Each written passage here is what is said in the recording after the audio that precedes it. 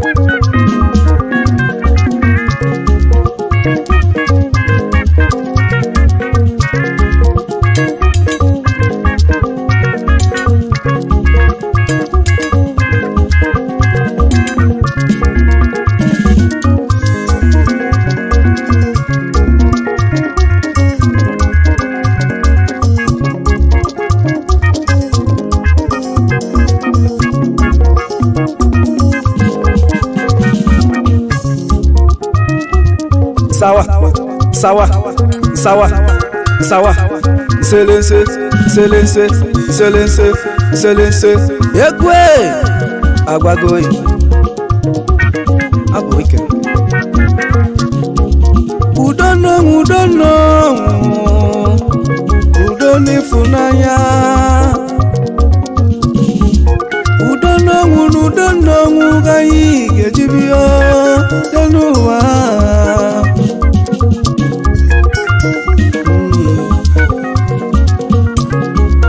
maka ndị nwanne malụ nwanne ka mụ ji webịa n'ọbọ n'elu ụwa mụ ndị fegadịlị mma udo n'ifunanya n'obi ya ka egeji n'elu ụwa mụ ndị na-anyere mmadụ ibe maka n'elu ụwa kafa abụ ndị n'elu obodo aka di nwanne malụ nwanne ya udo n'ifunanya dị ya ndị chọrọ gaburiru mmadụ ibeva n'ọdụ ya ndị nwanne malụ nwanne ya Social Club of Nigeria maka nwanne malụ nwanne ya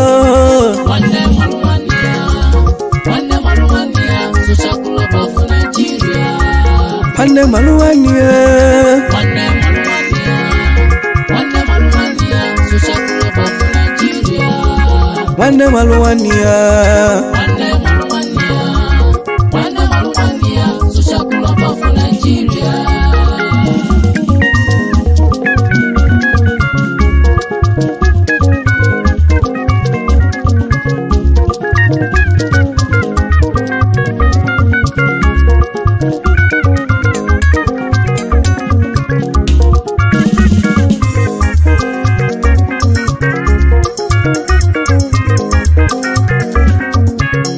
Ejimunkonyaga Anyi ojinkonyaga Ndi nwanne malụ nwanne n'udo n'ifunanya n'obu ofu obi egeji menu Anyị fụlụ onwe anyị n'anya Anyị chọrọ udo Anyị chọrọ ọganiru Kai gesi bienu Wanne malụ nwanne Ndị nwanne malụ nwanne nụ anyị nwere mmadụ nwa kalụsịa Nwenu ụwa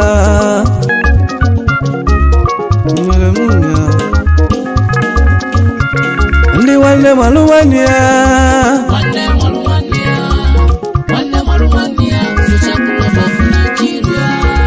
Wanne maluwania Social Club of Nigeria Wanne maluwania Social Club of Nigeria Wanne maluwania Social Club of Nigeria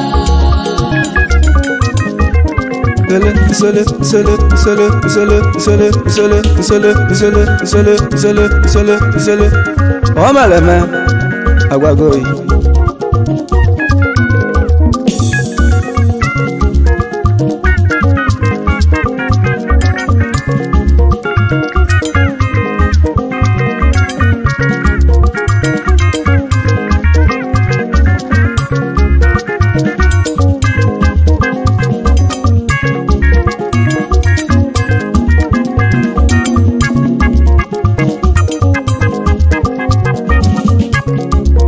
Anja Kanulota, the CEO, Nyabo the founder of One Mal One Social Club of Nigeria.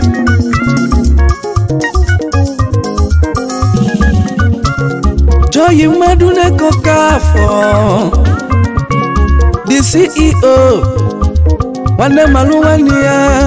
the founder, no Gadelegema. AKA Money Queen no gadelegi nama International Money Queen no no make nego fuma Yesi bafanda o gadelegi nama International Money Queen no o gadelegi nama Akane de bego ande yasukwa viego ane make negi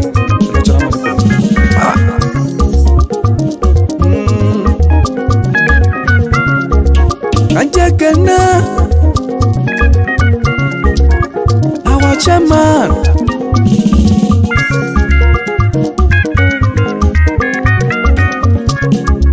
Obi Manuel Isichukwu, Nyabu chairman wanyo, na wane malo wane.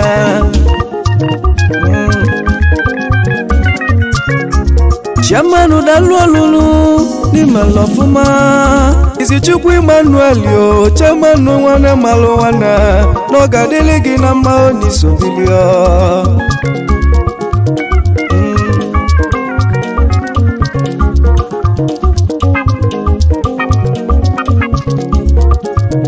Mwane lota Madedeka Antonia Ibanugo AKA Madam Go Slow Nyabo the Chaledi Mane Malwane Na Maziara Gamaziri Antonia Banugo Malemuni Somwe billion Madam Go Slow Nyabo the Chaledi Mane Malwane No Gade Leguramao Ndi Wane Malwane Musobili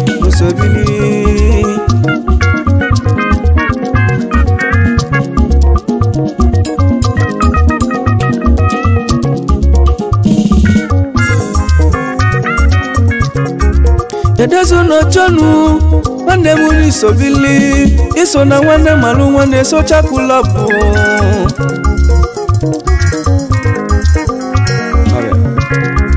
AKA Prince Oji Okosisi the Chief Provost of One Mal One Social Club Power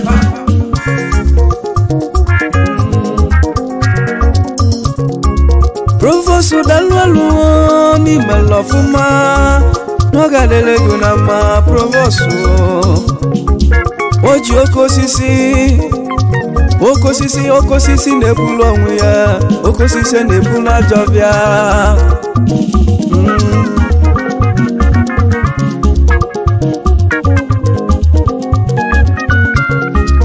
Ebe loba nesenu ni sonwe bilio Anwane malu wane ogadelogi na ma The woman with the good heart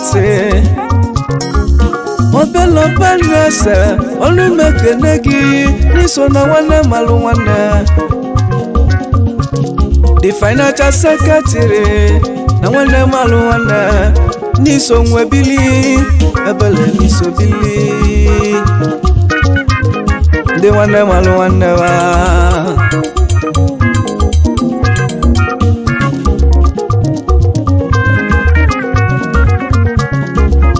Enwena kene mmadụ dịka Achụnike Terry aka ọbalụ nkịtị ogwu jụrụ ọnụ ya gị bụ Assistant Secretary onye mmụrụ ya bụ Eziagụlotu Aguleri gị bụ Assistant Secretary na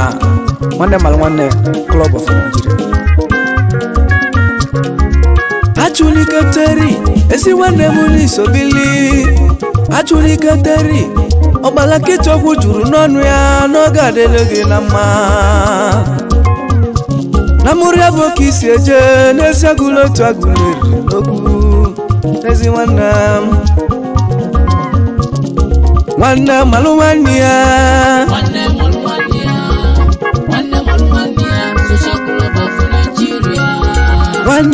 Nwanne ya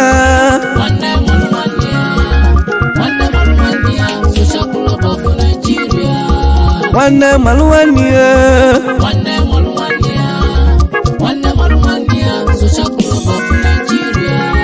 Nwanne Malụ Nwanne ya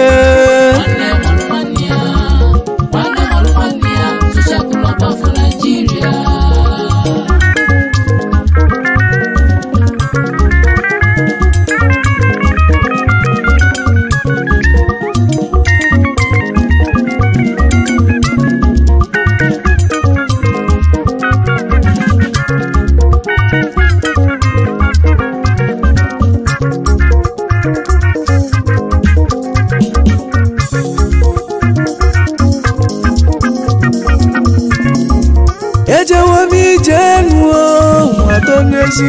tane chọrọ mmanụ egwenyo n'oge adịlụ gị na mma elu ụwa na ọga mma ka mma n'ụwa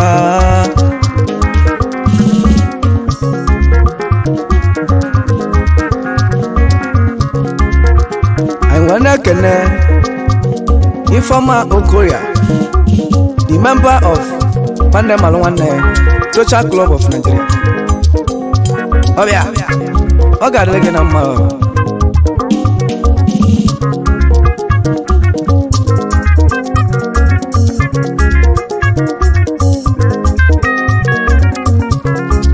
Chinoso John Nwandiva Cholo ọnụ mekene gị o Chinoso John aka iko nsọ ọ na-agwọ nkọfụlụ n'anya iko so no gadele gị na mma ngiji alati agwọ ya odogwu iko Aguleri ọbala tule dibịa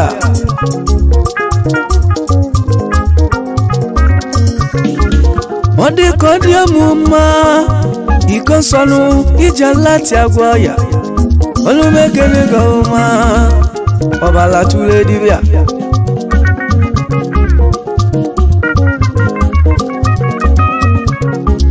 I wanna kene Maldika Chinaka Christopher aka Odowa million pounds N'Eziagụlotu Aguleri Chinaka Christopher Odowa pounds odogwu Odowa million pounds ọ ga-adịlị gị na mma n'iso na Nwanne Malụ Nwanne ya ndị ife ga-adịlị mma Odowa million pounds ọmalụ ga-abịa ọzọ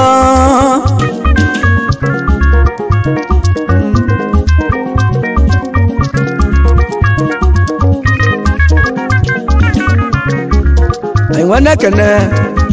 Ndidi Amaka wee dechie dechina Miracle aka Ijele Nwanyị na Mokpoto Enugu Aguleri isi abịa Ndidi Amaka nwanne m biko dive Ijele Nwanyị na-eme ka nwoke nụ biko dive no melanye ncha Ndidi Amaka ọkwa Ijele Nwanyị deme Ndidi Amaka ọ ga-adịlị gị na mma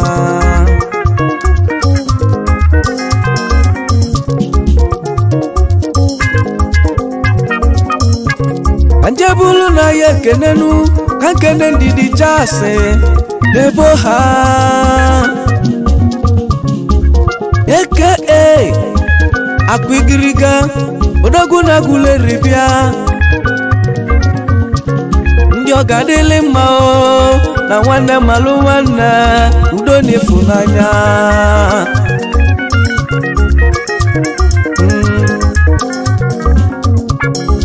nwanne malu nwanne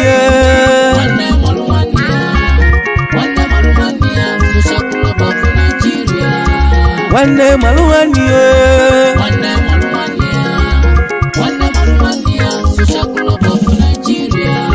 nwanne malu nwanne ya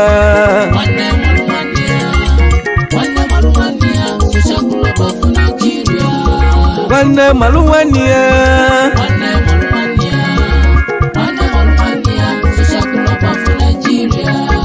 agbagoyi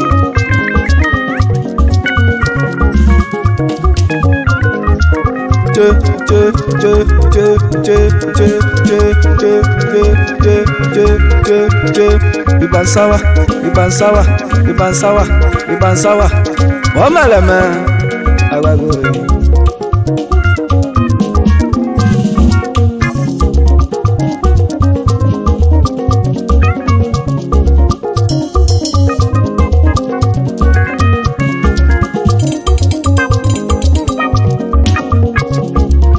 wana kene akule uno ifatu oyo ni chado aka the high chief member of Wande Malwanne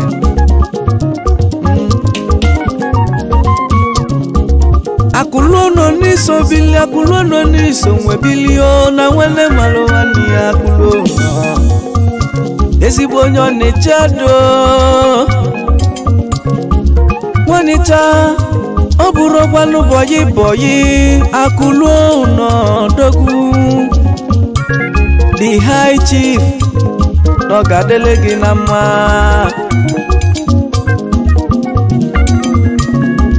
Wande Malwanne ewu kanje webule gedemu kanje wekene n'ọgadele ya mma ekenoko nkwo eke Don White na Wande Malwanne odogwu n'iso nwebili n'ọgadele gị na mma Don White odogwu nwanne m bịa I wanna connect the action man na Wande Malwanne club action man a minute you can take action man who know the goma action man who know make a negi this one I Wande Malwanne I need your phobia ga no gadele gị na mma action man odogwego Agwawalili ekene Kenopie chine Christopher aka Christopher odogwu n'ọgadele gị na mma ekene limunu ma ngwụsịa aga m akpọlele gị Money Queen odogwu Money Queen n'ọgadele gị na mma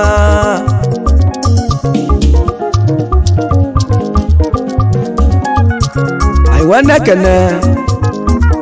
mmadụ dịka Anayo Eke from Delta State Abo ka isi ekene dị gọvanọ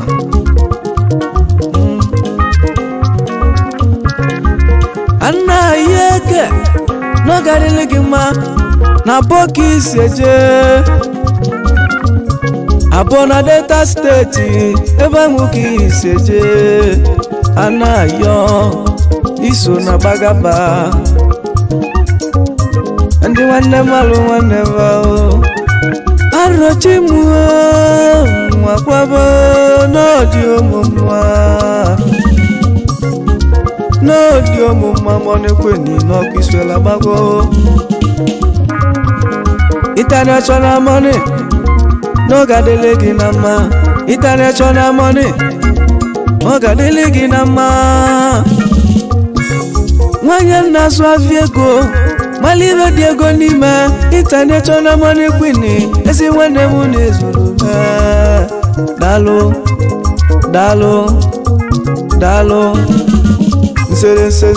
se oji abia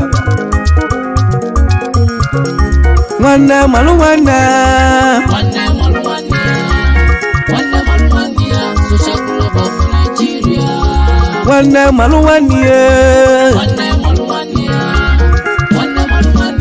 social club of Nigeria. Wanna malu wanna social club of Nigeria. Wanna malu